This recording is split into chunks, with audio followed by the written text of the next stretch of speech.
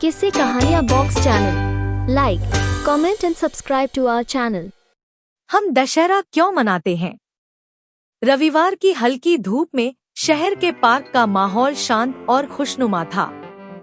रंग बिरंगे फूलों से सजा पार्क और बच्चों की खिलखिलाहट ने एक खास ऊर्जा बना रखी थी। हर कोई छुट्टी का आनंद ले रहा था और उसी पार्क के कोने में एक बड़े पेड़ के नीचे कुछ बच्चे गोल घेरा बनाकर बैठे थे। बीच में बैठे थे उनके दादाजी, सफेद बाल, हल्की मुस्कान और हाथ में लकड़ी की छड़ी। उनके पोते आर्यन हमेशा की तरह दादाजी से कहानी सुनने का इंतजार कर रहे थे और साथ ही उनके दोस्त भी। आर्यन ने उत्साहित होकर कहा, दादाजी, दशहरा आ रहा है, प्लीज बताइए इस त्योहार की असली कहानी क्या है? दादाजी मुस्कुराए, अरे दशहरा की कहानी तो तुम जानते हो, लेकिन ठीक है, आज इसे थोड़े अलग तरीके से सुनाते हैं।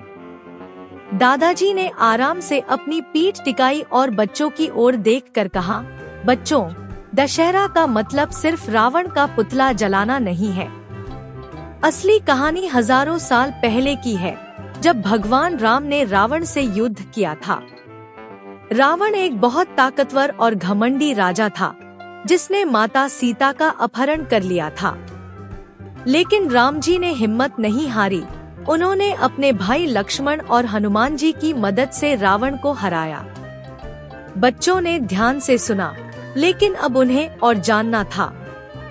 तभी आर्यन का दोस्त रोहन पूछ बैठा, दादाजी, लेकिन यह तो बहुत पुरानी कहानी है, इसका आज के समय में क्या मतलब है? दादाजी हंसे और बोले, बहुत अच्छा सवाल रोहन। देखो, आज भी हमारे आसपास रावण होते हैं, मतलब हमारे जीवन में जो बुरी आदतें होती है, जैसे गुस्सा, अहंकार, लालच। दशहरा हमें याद दिलाता है कि हमें इन बुरी आदतों से लड़ना चाहिए। अगर हम सच्चाई, धैर्य और अच्छाई के रास्ते पर चलेंगे, तो हम हर रावण को हरा सकते हैं। तभी पास के मैदान में रावण, मेघनाद और कुंभकर्ण के बड़े बड़े पुतले नजर आ रहे थे, जिनका दहन शाम को होने वाला था। बच्चों ने उन पुतलों की ओर इशारा करते हुए पूछा, तो क्या ये पुतले जलाना भी इसी का हिस्सा है? दादाजी ने सिर हिलाते हुए कहा, हाँ, पुतले जलाने का मतलब यही है कि हम अपनी बुरी आदतों को खत्म करें। रावण सिर्फ एक प्रतीक है, असली रावण तो हमारे अंदर छिपी बुरी आदतें हैं। और बच्चों, एक और बात याद रखना, राम जी की जीत सिर्फ इसलिए नहीं हुई क्योंकि वे ताकतवर थे, बल्कि इसलिए क्योंकि उनके इरादे नेक थे और उन्होंने हमेशा सत्य का साथ दिया। यही आज की दुनिया में भी जरूरी है।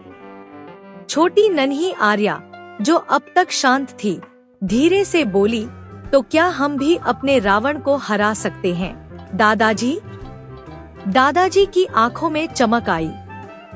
उन्होंने प्यार से आर्या के सिर पर हाथ फेरते हुए कहा, बिल्कुल बेटा, अगर तुम हमेशा सही काम करोगी, ईमानदार और धैर्यवान रहोगी, तो तुम किसी भी मुश्किल को हरा सकती हो।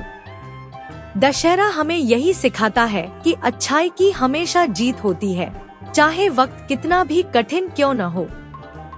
सभी बच्चे अब कुछ सोचते हुए शांत हो गए। उनके चेहरे पर अब समझ की झलक थी।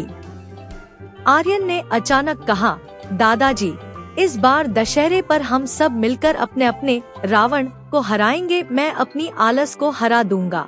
और बाकी बच्चों ने भी अपने अपने छोटे रावणों की लिस्ट बनानी शुरू कर दी। दादाजी ने हंसते हुए कहा, बस यही तो असली विजयादशमी है, जब हम अपने अंदर की बुराई को पहचानते हैं और उसे हराने का प्रण लेते हैं। शाम को जब रावण दहन हुआ, बच्चों ने उत्साह के साथ अपने संकल्प पूरे करने की कसम खाई। उनके लिए इस दशहरे का मतलब सिर्फ पुतले जलाना नहीं, बल्कि खुद को बेहतर इंसान बनाना था।